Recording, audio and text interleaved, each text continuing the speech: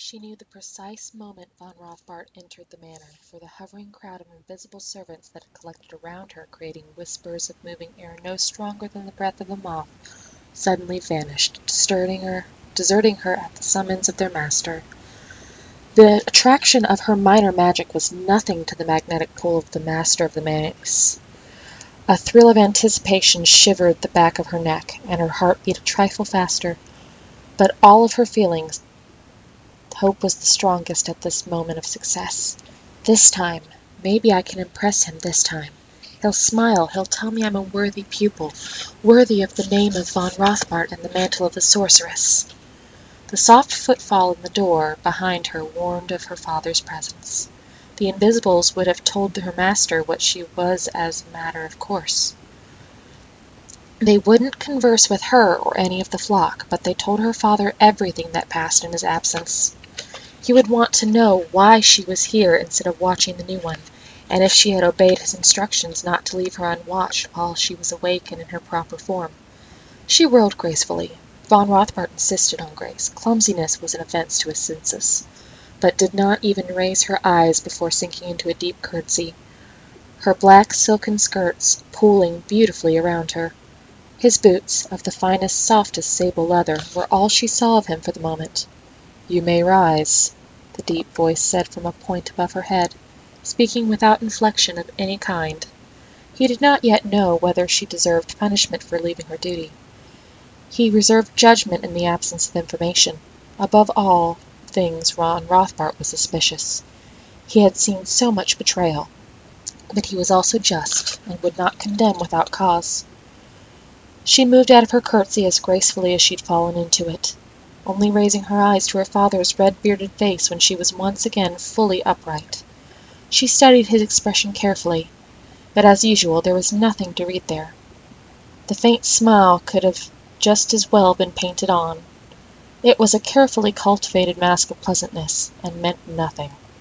Von Rothbart was a powerful man, descendant of warriors, and the warrior blood that floated through his veins showed in the rippling of muscles of shoulder and arm, leg and chest. Many sorcerers, he told her, let their bodies become weak as they concentrated on magic to the exclusion of all else, and subsequently, when confronted with a warrior protected against their magics, were easy to slay. You, of course, will have other weapons than strength to bring bear against such a lusty young man, and will have no need of force, he had said, with his mouth twisting into a cynical smile. You will only need to lure him into complacency, and you can remove him with a cup or a hidden dagger. You are female. Such actions are second nature to your kind. She had hidden her hurt, as she always did when he said such things. He had taught her to conceal her emotions at all times, for emotions were weapons, and it was not good to put a weapon in the hands of anyone else, not even one's father. And even though the words hurt, she knew he was right. In such a situation, she would take the easier route to disarming an open enemy. But why must he always drive home his contention that women came to treachery as easily as breathing? Could he not at least see that even if most women were treacherous by nature, she was the exception to that rule? After all, she was his daughter, body, mind, and soul. He had the training and raising of her in an image he wished. His thoughts were hers. Why could he never acknowledge that? She brought her thoughts to heel with a wrench, and pummeled her rebellious emotions as a housewife would pummel unruly dough.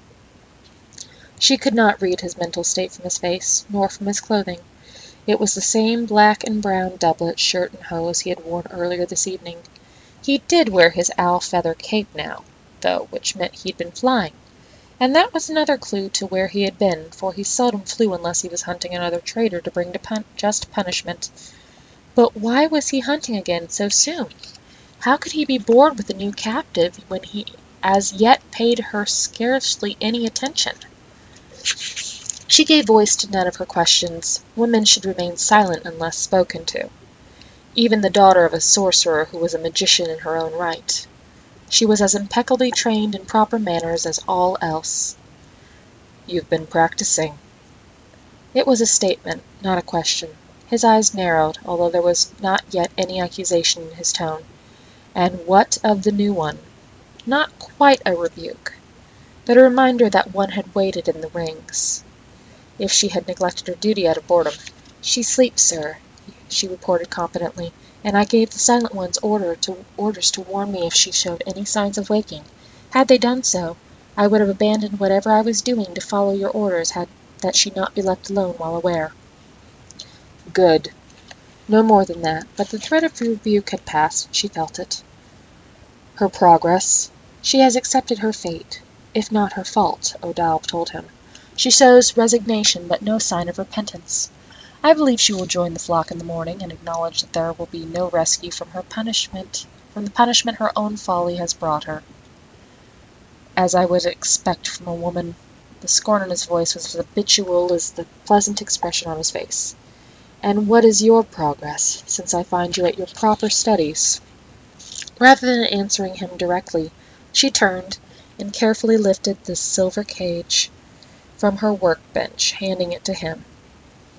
He held it up, peering at its occupant from beneath a pair of heavy fox-colored eyebrows. "A sparrow?" he said, for the moment looking puzzled, since he had no idea what she had been attempting to master. "I see nothing remarkable about it."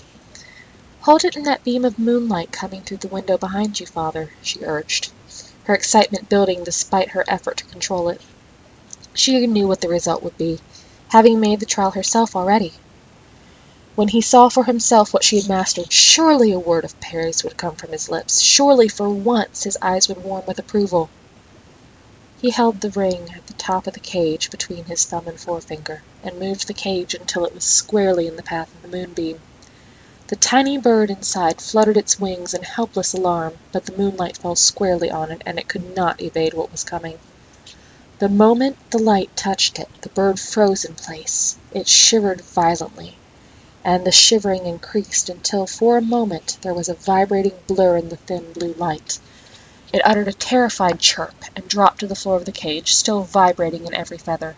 And then it wasn't a bird at all, but the mouse the silent one had brought her earlier that evening, a mouse itself picked up from the bottom of the cage, and squeaked with profound unhappiness.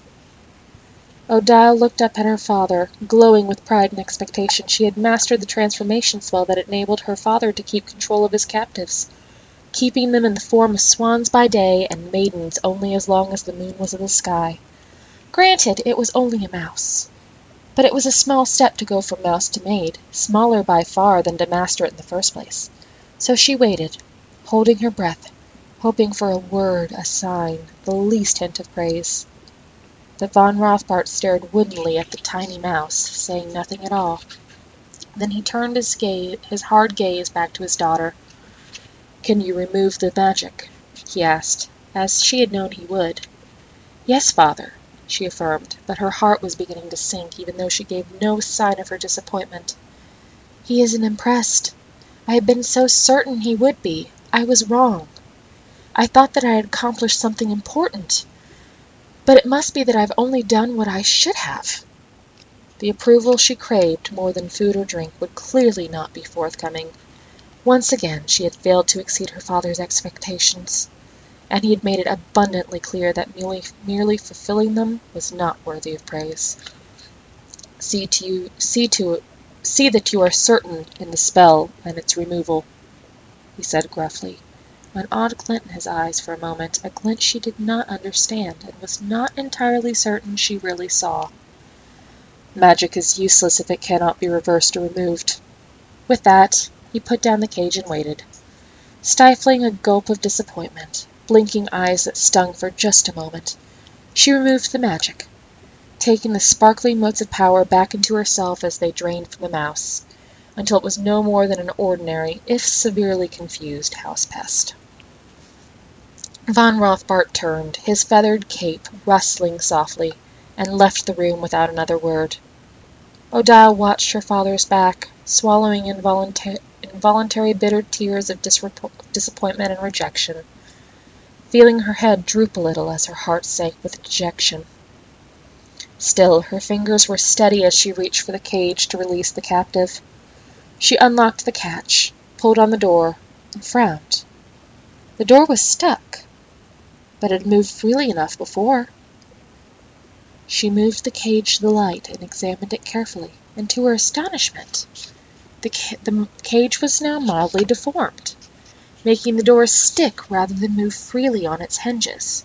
There was only one way, one time that could have happened, when her father had picked up the cage to examine its contents, and then held it as the sparrow became the mouse.